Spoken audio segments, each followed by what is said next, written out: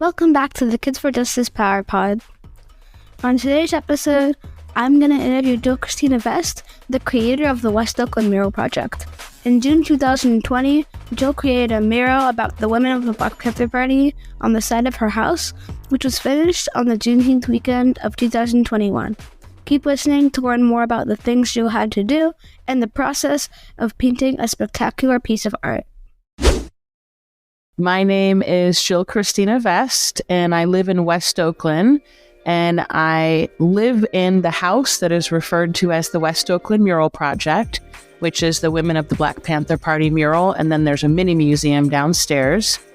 And why I started it was because I wanted to do something that was a part of the resistance, and I wanted to do something that was part joyful. So for me, the mural in the museum is something that is rooted in Black joy, and Black joy is rooted in resistance, and it's healing, and it's powerful. How many people did it take to paint the mural on the side of the house? Well, it's amazing because it was only 3 people that painted it. Oh, wow. Yeah.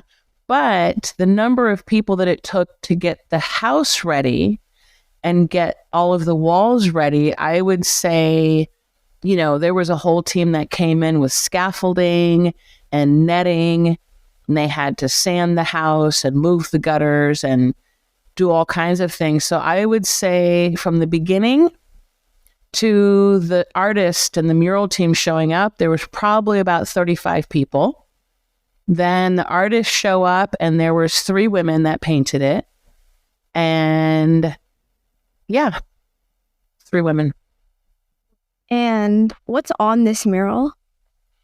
The mural, the main mural, is a 2,000 square foot mural that is celebrating the women of the Black Panther Party.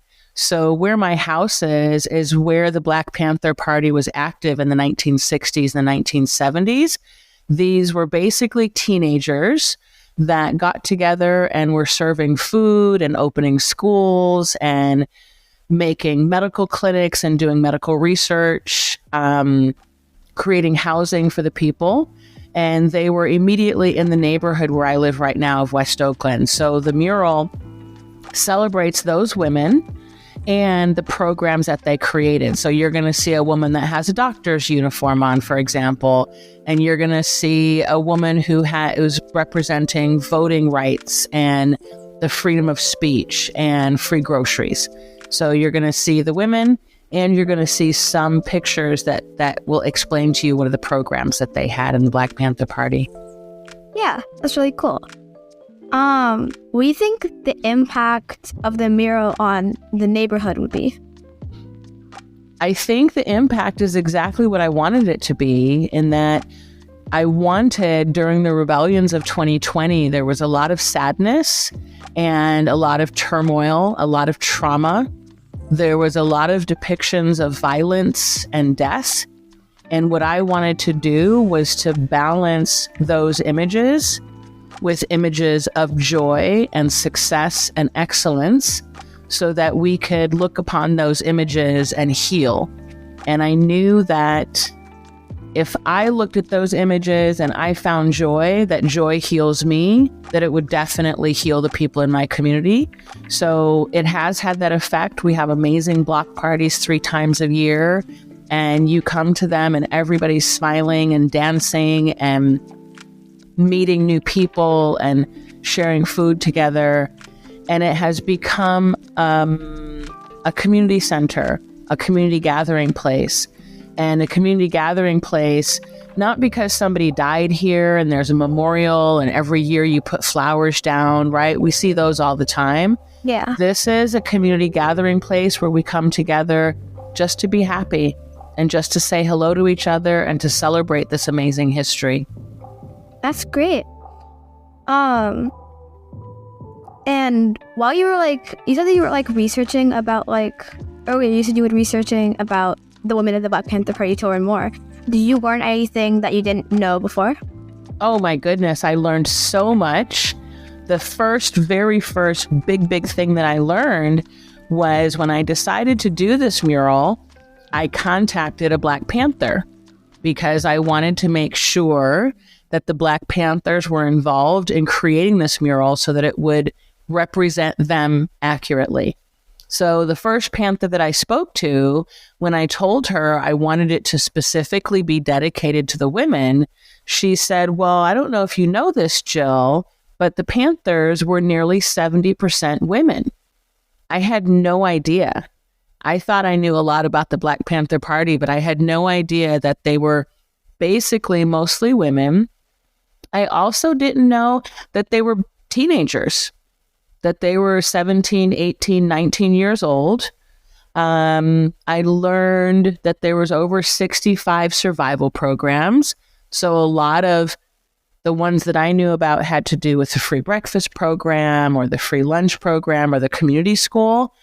And then I also learned that they had a free ambulance program and they had free eyeglasses and free dental.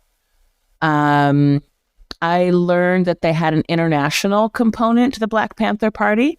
So they had a group of Black Panthers that would travel internationally to Europe and to China, to Cuba, to Africa. And those groups would travel so that they could learn from all of those other people in the world and bring that information back to the Black Panther Party, which leads me to one of the mottos of the school of the Black Panther Party, is they said the world is our classroom. And they really put that into practice, and that they traveled the world, talked to all different kinds of people, studied all different kinds of scholars so that they could be as informed as possible. And like also there's a museum. So yeah, it's pretty cool. And if you come inside to the museum, you get to learn a little bit more about what the Black Panther Party was actually doing. So their community service programs, and you can read about them and see pictures of them. And there's books that you can flip through and learn a little bit more. Thank you so much for listening to the Kids for Justice Power Pod.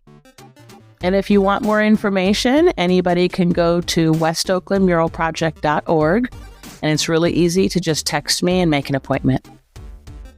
This podcast was recorded on a lonely land. Our website is www.kids4justice.org. Again, that's www.kids4justice.org. You can go there, learn more, read some news, and we're going to soon put up some new stuff, so stay tuned.